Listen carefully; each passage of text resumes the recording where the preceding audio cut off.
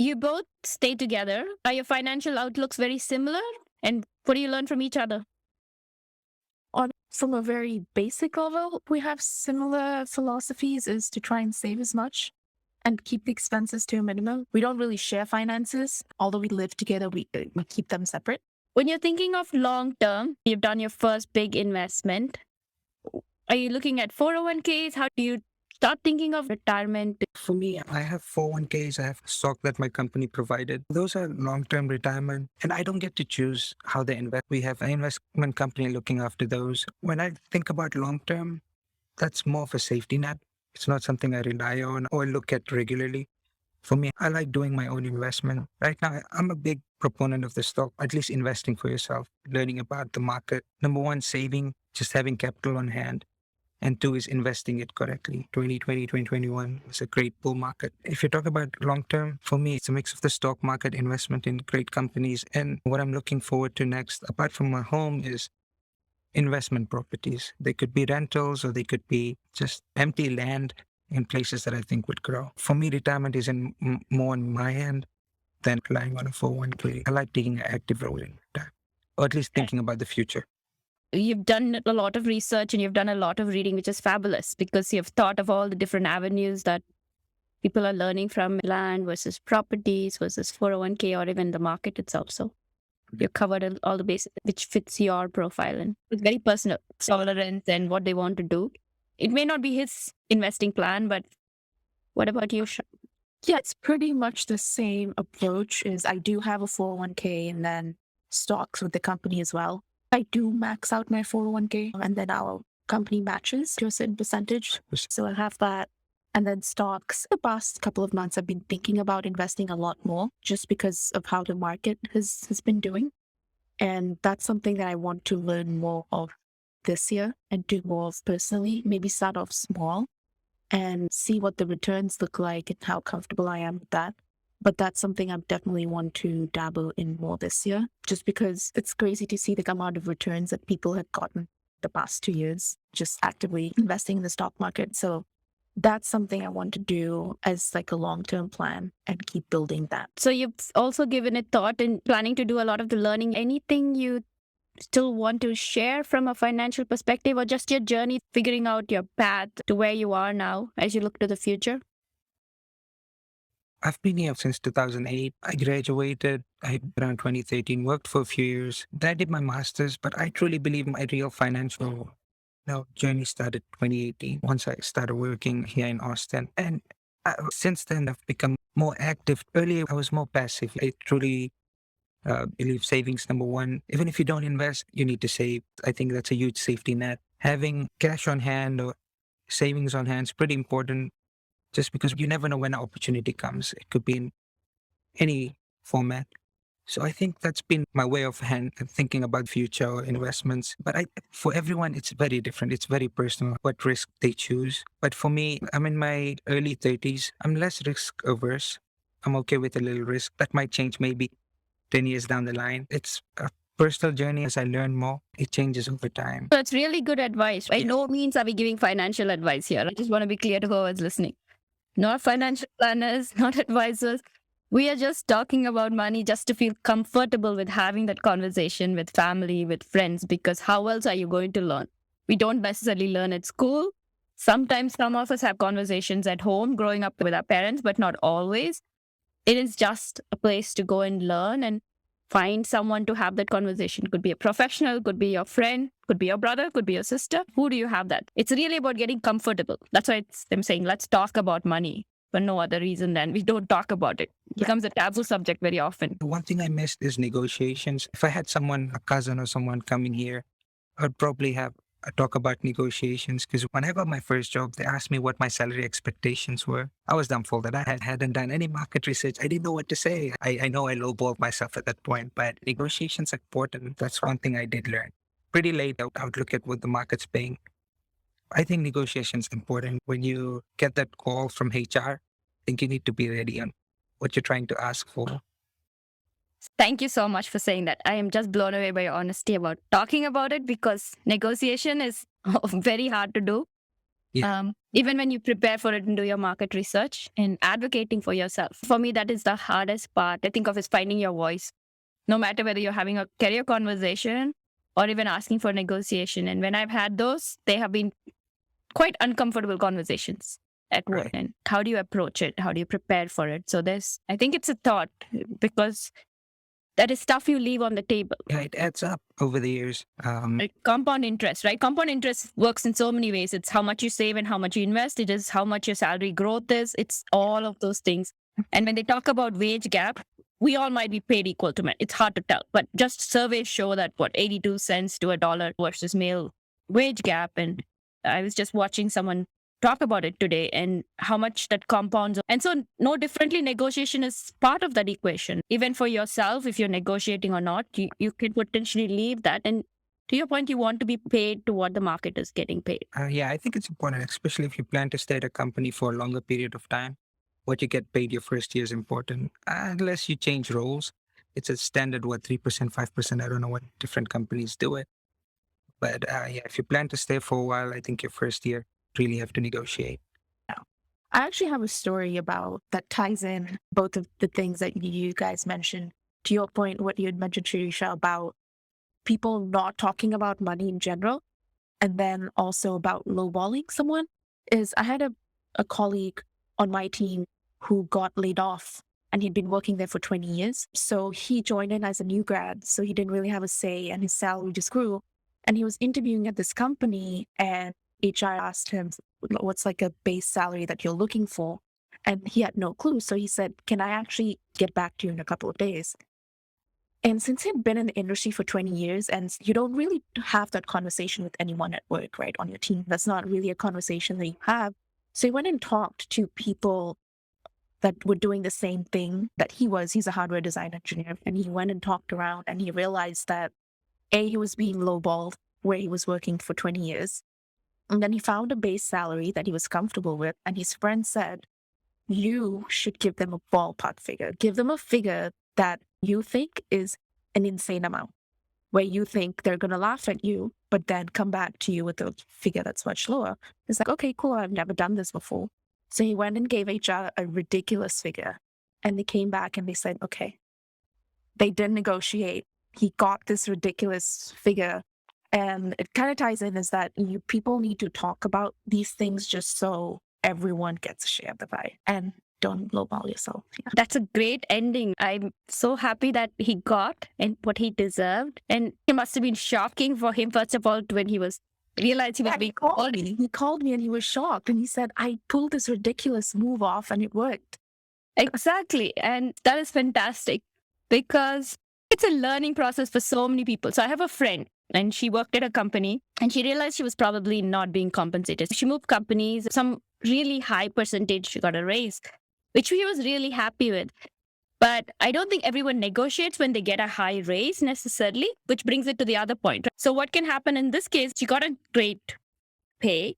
She accepted it. But what she also found out like a few months later, someone else who got hired into a similar role was making a significant amount more than her. I don't think it bothered her so much because, the difference from hers, but I think it's still leaving money on the table to our conversation. It's not about whether you want it. It's, do you want to leave it there and then wonder about it? So I think doing the market research is important, figuring out how to negotiate, talking to friends if that's possible, and making sure you're compensated. There was a LinkedIn post I saw the other day. It was from a HR recruiter who said someone interviewed, the job paid like maybe 120K. She said the person asked for 85, so I gave her 85. So it depends what you ask for. So it's something that all of us have to be cognizant and think about. None of us talk about salary and stuff at work or not at home either so much. That's one component of it. But I think the other part of it is going back to our initial conversation. When you come here, you save, what do you do with your credit cards? What do you do with, should I buy a house? It's all personal decisions. But you still have to ask questions and gather all the information so that then you can make an informed decision what is right for you. But unless you have a conversation, how do you even make a decision? Because sometimes you don't have the opportunity to revise the decision, especially for some of the big ones. Once you lock it in, it's locked at least for a significant amount of time, unless you can retract it, like, a job or a house down payment or a when you're looking at your interest rate, you can revise it if the interest rate is going down. But there are some big financial decisions that happen that there's not a do-over, at least not quick enough to go and redo that. Anything else you wanted to share, Shravana? Since Sai gave his final thoughts, once I started my first job, I don't think I'd say I have regrets, but I wish I had a more active role with my money and how I invested it. But I think it's also a function of, again, not having those conversations with people. Is if I had friends or like family that I could talk to about at that stage, and if someone brings up that conversation, I think that would have probably started a thought back then. And then of having a more active role in investing my money rather than just relying on my 401k and things like that. Better late than never, but I think that's one thing I would probably say is to have a more active role in your finances and investing it, because it makes more sense to have it work for you than just lying, sitting there. And the banks here really don't give you any amount of interest that makes any sense. That is such an apt statement. Another example, we have IRA accounts, retirement, there are different investment vehicles.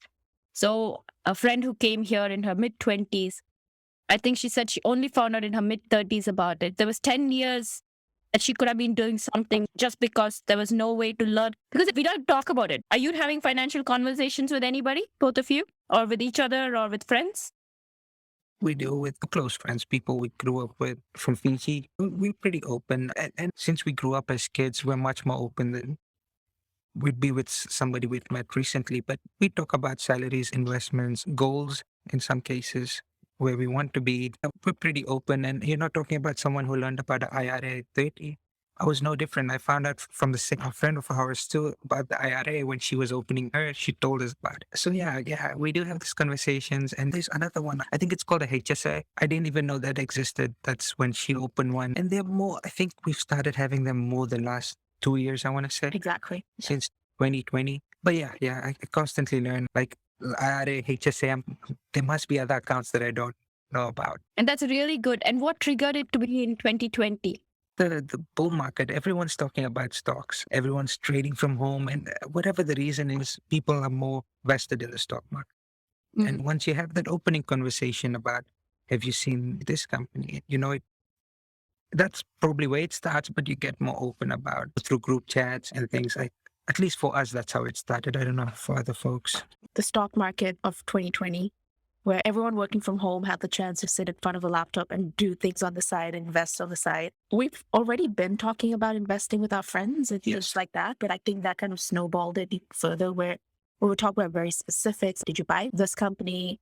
Yeah, I did. I bought it at this price, or we sold it at this price. Or in a way, look out for each other and say, hey, have you heard of this? Or have you heard of that? Or if you're not doing this, or if you're not doing that, you should look into it. But you have to have that conversation, because one person doesn't know everything, and you need a group of people to be able to like pull in things that you don't really have a radar for. I'm very happy to hear that. I do it with some friends, but I don't know if we all do it. I'm just glad you guys are doing it and getting actually an early head start. You may think, oh, it's been a few years, but actually it's really good that you're already having that conversation. You're way ahead in figuring out what you want to do. So this is the final question I ask everybody I interview. It's an open-ended question. What advice would you give your 21-year-old self for the future about career in life? What you plan to do after college is pretty important. My first job's very important. It's because it sets a tempo of what you'll do going forward. Of course, you can switch careers. It's much easier to do that now than ever before. I would say I think your senior year is a good time to start thinking about what you want to do and working on interview preps and deciding which career you want. If you're doing electrical engineering, you have 10 different kind of professions within it that you could choose. You're trying to be certain about what exactly you want to do in that field rather than taking a job that was given to you. For me, it's being in your last year of college. It's about what exactly you want to do the next 40. If you're wrong, you can always switch.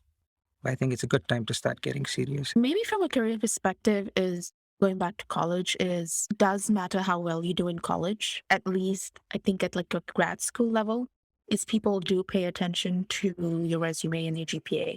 Our group at work is hiring, and I just got pulled into interviewing certain people. And it's surprising the amount of emphasis, we do look at their college GPA and how well they did, even if they do have work experience. So taking college seriously. And I think another thing that personally resonates with me is probably just networking and talking to people. That's how I got my first internship, was through a career fair. Is although it was a career fair, I think it was just me being very personable with the guy who I was talking to. Turns out his daughter was going to the same school that I was going to. So we just had a very free conversation about what I was doing in school in general. And I didn't feel like I was being interviewed. And I walked away from that booth not feeling like, it was like, okay, I had a good conversation with this guy, but I didn't really pay much attention to it. And turns out that's the only place I got a call back from. So just networking. And also when I started working at this company, I was in one position for a certain year, but then I'd made a bunch of friends and I talked to a lot of people. And this job opened up on the team that was adjacent to me. And usually it's not a move that a manager would do, is to come and ask me if I want to take that role, because we're sister teams and there's like etiquette to that. But it worked out just because I knew them so personally, and like I had a big networking group. So I found out about it and she was comfortable enough to talk to me about it, things like that. So I think networking really helps. I know it sounds cliched. If I could change my answer, I would say networking. It's very important. Yeah, a lot of opportunities open up when you network, especially if you're looking for a career change. For us, if we have a lot of friends from school at the same industry, about job openings, people will tell you, oh, hey, I have a job opening. Yeah, go with networking. And it sounds difficult too, depending on your personality, but a small amount of it, I believe, is necessary. Apart from just being good at school, I would say the next biggest factor that's played a good role in my like work life has been just making friends along the way. It's not that hard. Getting involved in things at work as well, like different activities or different groups. And just the more faces, I think it really helps, because just the amount of opportunities I've got to participate in things because someone knew me from, oh, I talked to you a couple of weeks ago and we were talking about this, or someone else told me about you and I wanted to get in touch with you about if you could help me with this, or things like that. I love your answer. I couldn't agree more. Yeah. Yeah. Call it networking, call it information, call it just working with us, as you called it, as many faces as you. I could not agree more. It's expanding it. It's also about finding the next role, or part of that is that, but I think it just gives you such an expansive scope, all the opportunities are there, and then you get to pick and choose. It goes to something that Sai said in the beginning, being intentional about your first job. Now, even as you're making the move, it's much more intentional, because not just the outside facade that you're seeing, but something more deep about the job or the personality, all the intricacies, to make a more conscious decision as you're doing it. The other reason that it excites me is the first season I did was called Returning to Work After a Break. I remember that. Yeah.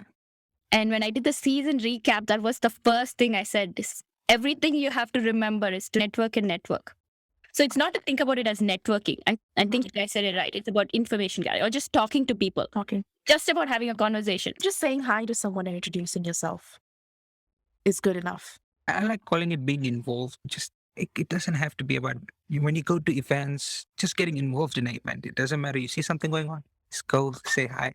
That doesn't always work for me, but I think that's a good way of just getting to know people. It doesn't have to be through the intention of knowing people, but if you get involved in events and organizations, it's something that happens organically instead of being forced. Organically, yeah. Doing this to meet somebody, no, you're getting involved, you're participating in activities. You might make friends along. That's the best way, right? Now, it's something that you're doing not for the sake of knowing somebody, but because you enjoy it and you already have a common ground to start a friendship with. Yeah. That builds on the friendship. And I think that's what you were saying. Your opportunities came because of friendships you've developed, and people also saw your professionalism on the side. So it was a combination of the two that they felt good about coming and asking you, saying, hey, I know you can do a really good job. Do you want this? This is something we've talked about. Thank you so much. This has been fun. I know we started to talk about money, but I think it's expanded to a lot more. But that's what it is, right? Money is not just money. It's all of the other parts of life that tie together. And it's about growing ourselves and all the relationships we build. Thank you for having us. Yeah, thanks for having us. Yeah, this is fun. I don't think I've thought about all of this in one go, so it's been good. As we wrap up the second of our two-part episode with Shravana and Sai Kancharla, the key takeaways, food for thought from this episode are: Make sure you invest in your retirement at work or if you're self-employed so that you get the company match and you're prepared for the future. Look at other investment options, and we will go into this in the future episodes. Make sure you are having conversations with family and friends about finances and outlook because you will learn so much information. Many of us have found out about HSA and IRAs through those conversations. So keep the dialogue open. When you're stepping away from college and starting to look into the future, your GPA is very critical to set you up for success, but also some of the things that would enable that success is trying to think of what avenues of work you would like to get into, starting to network, and even once you get into work, to build those relationships and get to know people. So not only do you make friends, but you also learn about opportunities that are there and start exploring what that would look like for you as well. One of the critical things we talked about, if you go and remember the story, when you start taking a job offer, be it your first job or your 10th job, make sure you negotiate. Negotiate what you are worth, not what you were paid in your previous job, and go in with the different aspects of negotiating. We will talk about this in future episodes, and there's a lot of information out there for you to go ahead and get prepared on how to negotiate for your best offer. Life is a journey. Finance is a big part of it, but they all intersect together. So I hope you walk with us through this journey and tune in to listen to future episodes as we talk to other guests and experts on this series on Let's Talk About Money.